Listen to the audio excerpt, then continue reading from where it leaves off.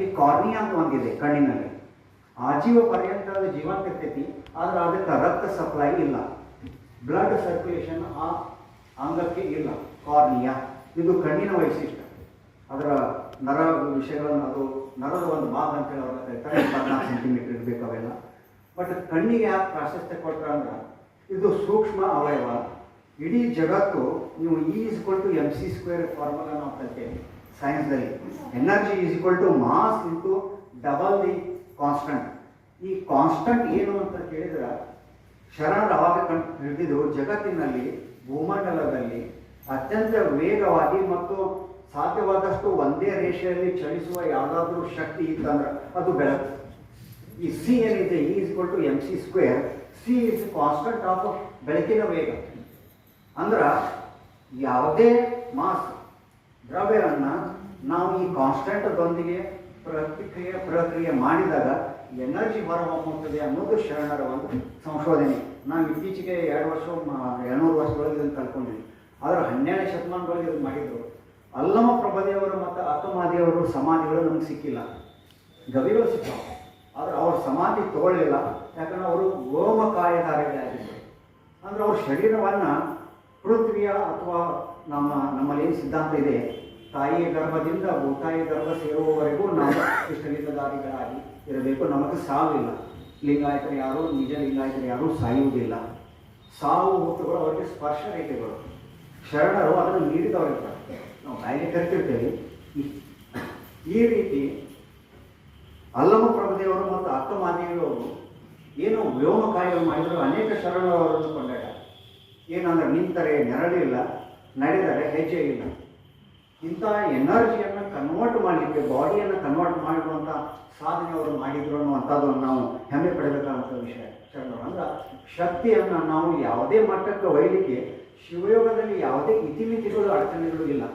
ಅವರು ಇಷ್ಟೊಂದು ವೈಜ್ಞಾನಿಕವಾಗಿ ನಮಗೆ ಇದನ್ನು ಹೇಳಿದರು. ಈ ಮುಟ್ಟು ಮತ್ತು ಹುಟ್ಟುಗಳ ನಡವಳಿಕೆನ ಒಂದು ವೈಜ್ಞಾನಿಕ ವಿಷಯ ನೋಡ್ಕೊಟ್ಟು. ಮುಟ್ಟು ಅನ್ನೋದೊಂದು ಶಾಪ ಆಗಿತ್ತು ಹೆಣ್ಣು ಮಕ್ಕಳಿಗೆ. ಯಾಕಡೆ ಬರ್ತೈತೆ ಅಂತಿಲ್ಲ. ಮೊದಲೇಕನ ಮನಸ್ಸು ನರಮ್ ಇರ್ತೈತಿ, ಅಶಕ್ತಿ ಇರ್ತೈತಿ. ಮೇಲೆ ಅವರಿಗೆ ಬರಿ ಕೊಟ್ಟಂಥ ಪರಿಸ್ಥಿತಿ. ಆದರೆ ಶರಣರು ಏನು ಹೇಳಿದಂದ್ರೆ ಮುಟ್ಟಿದ್ರನ್ನ ಹುಟ್ಟು ಸಾಧ್ಯ. ಇಂಥ ವೈಜ್ಞಾನಿಕ ವಿಷಯಗಳನ್ನು ಅವ್ರಿಗೆ ಹೇಳಿದ್ರಿಂದ ಹೆಣ್ಣು ಮಕ್ಕಳು, ತಾಯಂದಿರು ಸಾಧನೆಯಲ್ಲಿ ಶರಣರಿಗಿಂತ ಮೇಲೆ ಹೋದದ್ದು ನಮ್ಮ ಧರ್ಮದಲ್ಲಿ ಮಾತ್ರ ಕಂಡು ಬರ್ತೈತಿ. ಶಿವಶರಣರಿಗಿಂತ ಒಂದು ಹೆಜ್ಜೆ ಮುಂದೆ ಇದ್ದರು. ಬಸವಣ್ಣ ಅವರಿಗಿಂತ ನೀಲಾಂಬಿಕೆ ದೇವಿ ಹೆಚ್ಚಿದ್ರು. ಕೊನೆಗೆ ಅದು ಗೊತ್ತಾಗ್ತವೆ. ನಿಮ್ಮ ಬಸವಣ್ಣವ್ರಿಗೆ ಅಪ್ಪಣ್ಣವ್ರಿಗೆ ಹೇಳ್ತಾಳೆ, ನಿಮ್ಮ ಬಸವಣ್ಣಗೆ ಇನ್ನೂ ಉಭಯ ಅಳದಿಲ್ಲವೇ ಅಂತ ಹೇಳ್ತಾರೆ.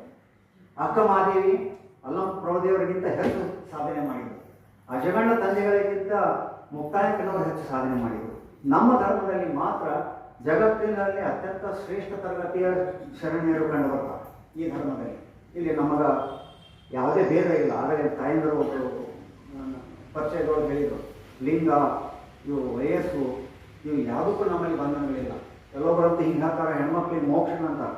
ಈ ಜನ್ಮದೊಳಗೆ ನೀವು ಗಂಡನ ಸೇವಾ ಮಾಡಿ, ಗಂಡಸರು ಸೇವಾ ಮಾಡಿ, ಮುಂದಿನ ಜನ್ಮದೊಳಗೆ ಗಂಡಸಾಗಿ ಹುಟ್ಟು ಬಂದ ಮೇಲೆ ನಿಮಗೆ ಮೋಕ್ಷ. ಇಂಥವು ಯಾವ ನಮ್ಮ ಧರ್ಮದಲ್ಲಿ ಯಾವ ಇಲ್ಲ. ಅದಕ್ಕಾಗಿ ಇಂಥದ್ದು ಯಾವುದೂ ನಮ್ಮಲ್ಲಿ ಬಂಧನ ಇಲ್ಲ. ಇಂಥ ಶ್ರೇಷ್ಠವಾದಂಥ ಈ ಶಿವಯೋಗ ಶರಣೀಯರು ಏನು ಮಾಡಿದರು, ಇದು ನಾವು ಹೆಮ್ಮೆ ಪಡಬೇಕಂತ ವಿಷಯ. ಈ ಕಣ್ಣಿನ ಮಹತ್ವದ ಬಗ್ಗೆ ಅನೇಕ ವಚನಗಳದಾವ. ಕಣ್ಣೇ ಕಣ್ಣು, ಕಣ್ಣೋಳು ಕಣ್ಣು, ಕಣ್ಣೇ ಮನ ಅಂತ ಹೇಳಿ ಹಿಂಗಿಲ್ಲ. ರೈಡರ್ ಸಿದ್ಧಾಂತಗಳನ್ನು ನೋಡಿದ್ರು. ಅವರು ಕಣ್ಣಿನ ಮೇಲೆ ಅನೇಕ ಸಿದ್ಧಾಂತಗಳನ್ನು ಮಾಡಿದರು. ಅವರೇನು ಪ್ರಯೋಗಗಳನ್ನು ಕೊಟ್ಟರು. ಅಲ್ಲಮ ಪ್ರಭುದೇವರುಗಳನ್ನು ಆದಿಕಾಮ ಅಂತೇಳಿ ಮೊದಲೇ ಹೇಳಿಬಿಟ್ಟ 12ನೇ ಶತಮಾನದಲ್ಲಿ. ಅಂದರೆ ಇವತ್ತಿನ ಮನಃಶಾಸ್ತ್ರೀಯ ನಿಯಮಗಳಿರಲಿ, ಅವು ಭೌತಶಾಸ್ತ್ರೀಯ, ರಸಾಯನಶಾಸ್ತ್ರೀಯ ಯಾವುದೇ ನಿಯಮಗಳಿರಲಿ, ಇವು ಎಲ್ಲವೂ ನಮ್ಮ ವಚನಶಾಸ್ತ್ರದಲ್ಲಿ ಬಂದಿವೆ. ಆದರೆ ಅಷ್ಟೇ ನಾವು ಅವುಗಳನ್ನು ಅವಗಣನೆ ಮಾಡಿದ್ವಿ. ಇದು ನೀವು ಹೊಸಕಟ್ಟಿಯವರು ಅಥವಾ ನಾವು ಧಾರವಾಡ ಶ್ರೀಗಳಾಗಲಿ, ಇವತ್ತಿನ ಅನೇಕ ಶ್ರೀಗಳು ಈ ಬದ್ಧರ ಭಾಳಷ್ಟು ಮನಸ್ಸಿಗೆ ನೋವು ಮಾಡ್ಕೊಂಡಿದ್ದಿದೆ. ನಮ್ಮ ವಚನಗಳನ್ನು ನಾವು ಸರಿಯಾಗಿ ತಿಳ್ಕೊಂಡಿಲ್ಲ ಮತ್ತು ಬೇರೆಯವ್ರಿಗೆ ಹೆಂಗೆ ಹೇಳೋದು.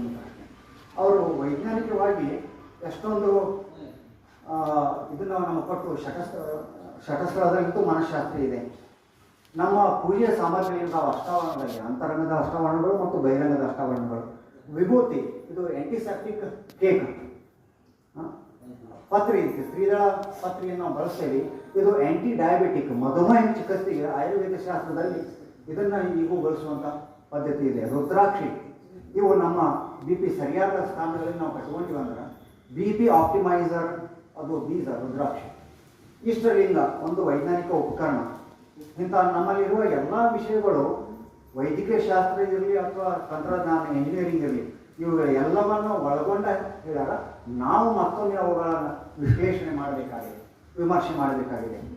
ಈ ರೀತಿ ಸಾಧನೆ ಮಾಡಿದಾಗ ಪೀನಿಯಲ್ ಗ್ರಂಥಿ ಜಾಗೃತಿ ಆಯಿತು ಅಂದ್ರೆ ಏನದರ ಲಾಭ ಅಥವಾ ಹೆಂಗೆ ಆಗ್ತೈತೆ ಅದು ಆದ್ರೆ ನಮಗೇನು ಉಪಯೋಗ ಅಂತೇಳಿ.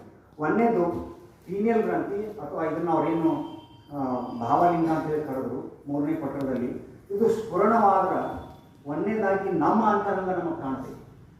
ನಮ್ಮ ಶರೀರ ರೋಗಕ್ಕೆ ಬಲಿ ಆಗೋದಿಲ್ಲ. ಈಗ ನಾವು ಆ್ಯಂಟಿಬಯೋಟಿಕ್ ಕೊಡ್ತೀವಿ, ವ್ಯಾಕ್ಸಿನ್ ಕೊಡ್ತೀವಿ ಮಾಡ್ತೀವಿ. ಈ ಚಕ್ರಗಳ ಅನುಸಂಧಾನದಿಂದ ನಮ್ಮಲ್ಲಿ ಆರೋಗ್ಯಕ್ಕೆ ಸಂಬಂಧಪಟ್ಟಂತೆ ಹೊರೆಗಳೇನದಾವು ಕವಚಗಳು ಅವು ಬೆಳಕಾದದ್ದಕ್ಕೆ ನಮಗೆ ಅನಾರೋಗ್ಯ ಆಗ್ತೈತೆ ಅಂತೇಳಿ ಹಿಂದೆ ಹೇಳಿತು ಮತ್ತು ಇತ್ತೀಚೆಗೆ ವಿಜ್ಞಾನ ಹೋಗ್ತಾ ಇದೆ.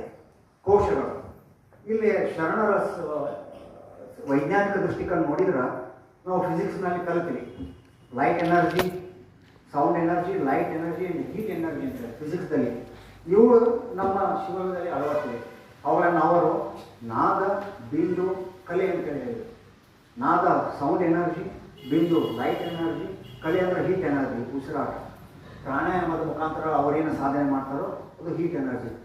ಕಣ್ಣಿಗೂ ಮತ್ತು ಮೂಗಿಗೂ ಸಂಬಂಧ ಇದೆ ಅನ್ನೋದನ್ನು ಶರಣರು ಹೇಳಿ ಇದರಿಂದ ನಮಗೆ ಪ್ರಾಣಾಯಾಮದಂಥ ಪೀಡನಾತ್ಮಕ ವಿಧಿವಿಧಾನಗಳು ಬ್ಯಾಡ್ ಅಂತ ಹೇಳ್ತಾರೆ.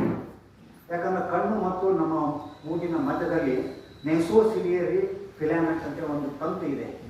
ಯಾವಾಗ ನಮ್ಮ ಕಣ್ಣು ಬಿಡುಕಿಸಿಗೆ ಒಂದು ನಿಯಂತ್ರಣಕ್ಕೆ ಬರ್ತೈತಿ, ಯಾವಾಗ ನಾವು ತ್ರಾಟಕದಲ್ಲಿ ಹೆಚ್ಚು ಪ್ರಗತಿ ಹೊಂತೇವಿ, ಆವಾಗ ನಮ್ಮ ಉಸಿರಾಟ ಕ್ರಮೇಣ ಕುಂಭಕಕ್ಕೆ ಬಂದು ಹತ್ತೈತಿ. ನಾವು ದೇಹ ಪೀಡನೆ ಮಾಡ್ಕೊಳ್ಳೋದು ಅವಶ್ಯಕತೆ ಇಲ್ಲ ಮತ್ತು ನಿರಾಹಾರ ಮಾಡೋ ಅವಶ್ಯಕತೆ ಇಲ್ಲ. ಕಿರಿದಾಗಿ ಸರಿಯಾಗಿ